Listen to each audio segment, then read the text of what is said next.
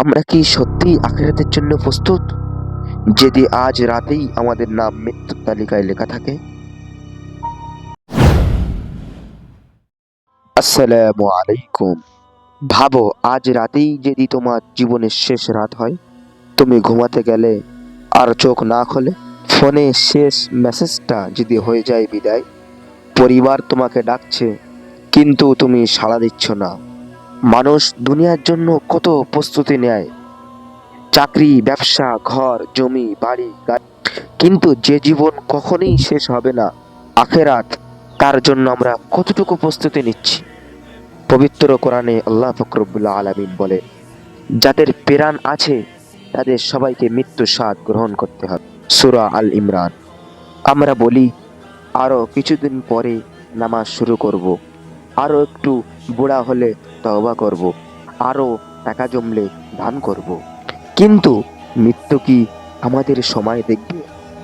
কবরস্থানে যারা শুয়ে আছে তাদেরও পরিকল্পনা ছিল, কেউ ব্যবসা বাড়াবে, কেউ বাড়ি বানাবে, কেউ কেউ বিয়ের প্রস্তুতি নিচ্ছিল, কিন্তু মৃত্যু তাদের এক সেকেন্ডও সময় দেয়নি।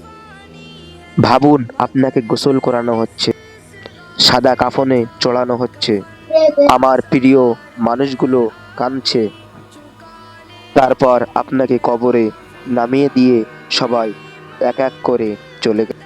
এখন আপনি একা, অন্ধকার, নীরবতা।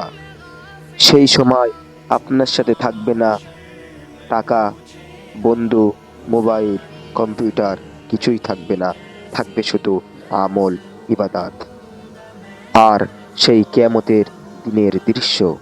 কিয়ামতের দিন সূর্য মাথার উপরে, মানুষ ঘেমে ডুবে যাবে, মা সন্তানকে ভুলে যাবে, বন্ধু বন্ধুকে চিনবে না। সেই দিন আল্লাহ তোমাকে জিজ্ঞাসা করবে, আমি তোমাকে জীবন দিয়েছিলাম, তুমি কি করেছিলে? আমরা কি উত্তর দেব? হাদিস পাকের মধ্যে রাসূলুল্লাহ সাল্লাল্লাহু আলাইহি ওয়াসাল্লাম বলেন, বুদ্ধিমান সেই ব্যক্তি যে নিজের হিসাব নেয় এবং মৃত্যুর পরের জীবনের জন্য প্রস্তুতি নেয়।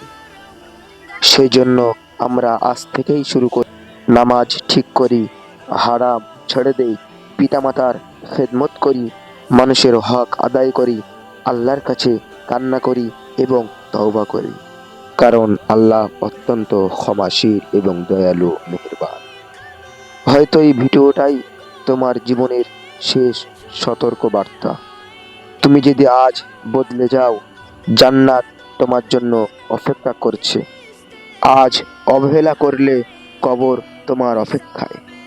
চোখ বন্ধ করার পর কবরের চিন্তা করো একটু। আজ যদি শেষ রাত হয়, আমি কি আল্লাহর সামনে দাঁড়াতো আজকের কথা যদি আপনার হৃদয় একটু হলেও আঘাত কাটে, তাহলে আজ থেকেই বদলে যান। কারণ আমরা জানি না আমাদের নামাজের সময় আগে আসবে না আগে আমাদের মৃত্যুর সময় আসবে। সেই জন্য বলি, টাইম কারোর জন্য দেরি করে না। সব থেকে মূল্যবান জিনিস হলো টাইম। সেই জন্য টাইমের দিকে খেয়াল রেখে, টাইমকে লক্ষ্য করে, জাহান্নামের ভয়ের কথা চিন্তা করে জীবনকে বদলে নাও, জীবনকে ঠিক করে নাও। আল্লাহ পাক রব্বুল আলামিন আমাদের সবাইকে টাইমের দিকে খেয়াল রাখার, টাইমকে মূল্যায়ন করার তৌফিক দান করুন। এই বলে শেষ করছি। আসসালামু আলাইকুম ওয়া রাহমাতুল্লাহ।